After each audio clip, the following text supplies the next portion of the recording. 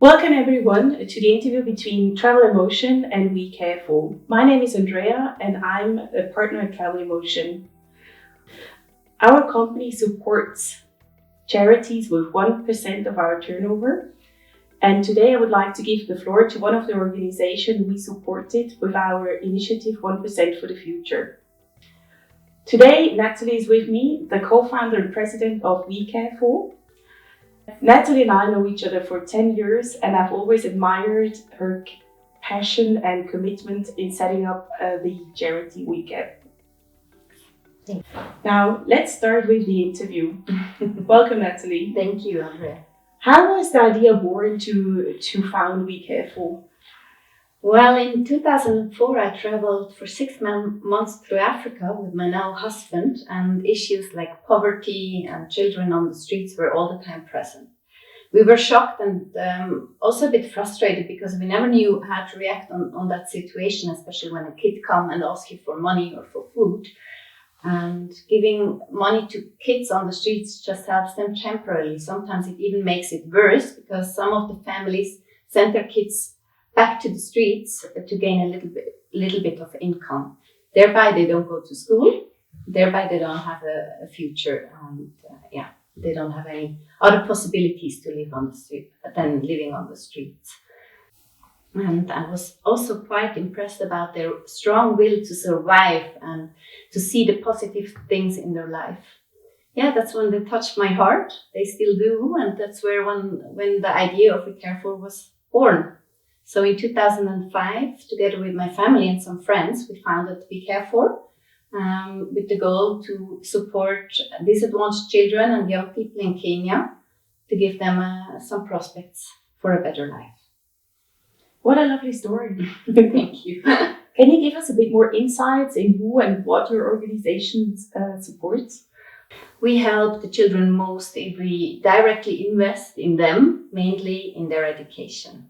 So today we are supporting 254 children and young people in financing their education. Let's ask Aruna. She's our project manager on site in Kenya, and she can give us quite a good insight about what we are doing. Hi, my name is Aruna. I represent WeCare4 in Kenya. In Kenya, we have close to 1.2 million children out of school. In Nairobi itself, there are around 60,000 children living in the streets. Though Kenya has free primary education, the transition from primary to secondary is very low. So as part of WeCare4 in Kenya, we are supporting a lot of children to go to school and finish their secondary education. Our focus is on providing scholarships to children to finish their secondary school, and some students who have scored well, we also support them for university education. We provide mentorship and vocational skills training through various projects and organizations that we support. Currently, we are supporting around 250 children to finish their primary and secondary education through various programs in Kenya. I am currently outside this school called Joachim Junior Academy, where we are providing scholarship for 10 girls to finish their primary education through this organization called Footsteps.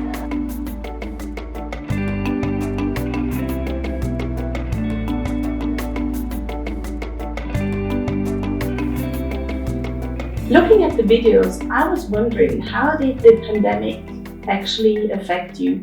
I know that schools have been closed since last March and just opened up in January this year. Yeah, that's true. Yeah, the pandemic is hitting the local people doubly hard, and especially on the poorest of the Kenyan population, the situation is quite dramatic. As I said, schools were closed last March.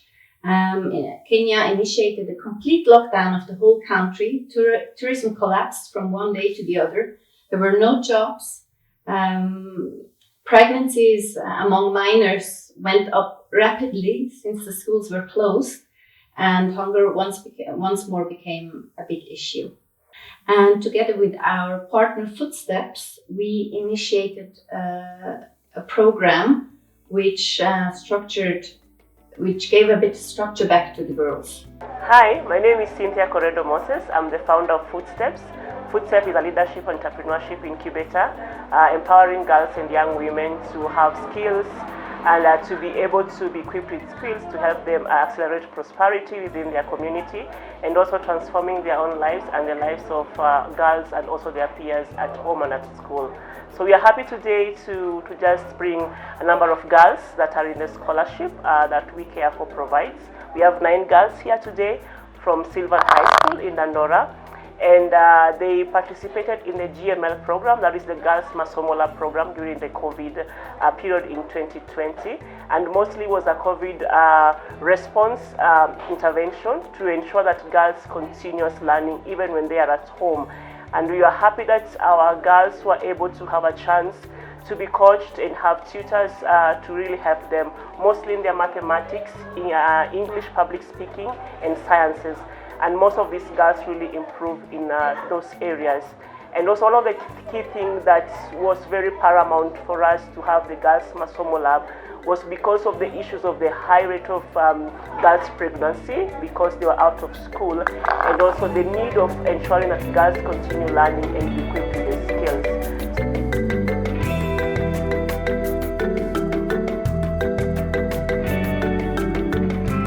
How does your charity cover the overhead costs? Since we founded WeCare4 in 2005, it was always very important to us that 100% of the donations goes to the children on site. So what we do is we cover our administrative costs and expenses through membership and patronage fees. And the board of directors here in Switzerland and also our contributors, they all work on a voluntary basis so that we can keep our costs on a very minimal basis. And how do you ensure that the money which is donated is actually reaching the people in Kenya? That's a very good question, a very important question. First of all, we don't disperse the money to the family directly. As you can imagine, people who don't even know how to feed their kids, could be a temptation to have that money on their account. So we pay school fees directly to the schools. We want to see the receipts. We want to see the school grades. We want to see the school reports so that we can assure that we know that those kids are really in school and not other kids or whatever. We want to have reports from our projects on a regular basis. And luckily we have Aruna on site who visits the projects from time to time on a regular basis and not always announced. What impact have you been able to create by people's donation? Let's ask some of our students what the impact has done to their lives. What do you think? My name is Masimweni Motinda. Sometimes it is very hard to find that chance to come to school.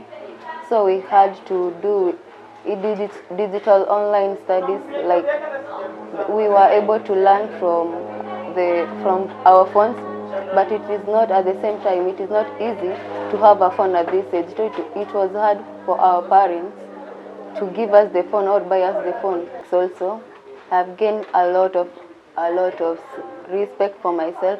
I'm Karen Susan in Form 1. I'm in Sylvan High School. Girls Masomo Lab has helped me to know more. I have never known chemistry and mathematics, but now I can work, I can do it myself, and I can also teach my fellow students. What an inspiration, and thank you to the students for sharing their stories. What about like if a bit a higher amount, like with $100 or with $200? What we do with $100 in a month, with some projects we also support with teacher salaries. Teacher salary in the slum area in Nairobi is around $100 in a month. And the good thing about that is you not only helping one person, that's teacher, you help them to feed their whole family. And with $200, I mean, this is less than 50 cents a day. You can bring a child to primary school and finance a whole year of education for one kid. Yeah, and I think important to know, though, I think what's also, like when we were talking about food programs, I mean, what is really important with the school fees, that the kids actually also get meals during their school time. Absolutely. It's not only what we do with that amount, it's not only school fees, we're giving them food, because many families, poor families, can't afford buying food for their kids, can't afford 3 meals a day. So that's the place where they eat, actually. Very good. And with $800, we send one child or one teenager to secondary school for a whole year, including boarding. Especially with girls, we think it's very important that they stay in school and don't need to commute in between school and home. Could be at some points and some places it could be a safety problem, and we want to keep them focused on school. Yeah, quite important, I think. Mm-hmm.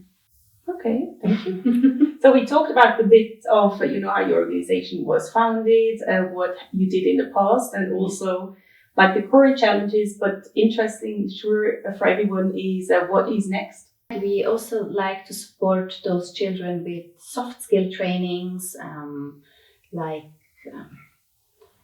what should I say, building up their self-confidence as an example. I mean, many of those kids, or most of those kids, have a very low self-confidence, and going into the working environment, they need to be ready. So these are topics, or also how do you work efficiently, how do you prepare your CV, all those kind of things. We are working on how to measure that. How do we measure that program is effective and also efficient? So these are the challenges we're facing right now, and when they're solved, I'm confident that they will be solved quite soon, or hopefully this year. So thank you for your time, Natalie. I think also a big thank you to everyone in Kenya who supported and shared their stories with so much pride and joy. It's really remarkable what you have achieved throughout the years. So really, I think I just love it. So from the bottom of my heart, thank you very much. And I'm glad that we were able to support you as well with our initiative, and all the best in the future. Thank you, Andrea, and asante sana, they say in Kiswahili. 1% is an amount we at Travel in Motion felt was a suitable contribution. But as you heard, every dollar counts. Please be generous to support those which are not in the same privileged position as you may be. Without charities like WeCare4 and many others, our contributions would not reach the intended recipients. We sincerely thank the charities and NGOs for supporting the long-term well-being of our world, be that by helping nature, supporting children, health and education, or promoting and helping to keep the peace. Thank you. So welcome to Joachim School. Today we have 10 girls from Joachim that are being supported with the WeCare4 scholarship. We are happy to have them here today and to say a great thank you for supporting them.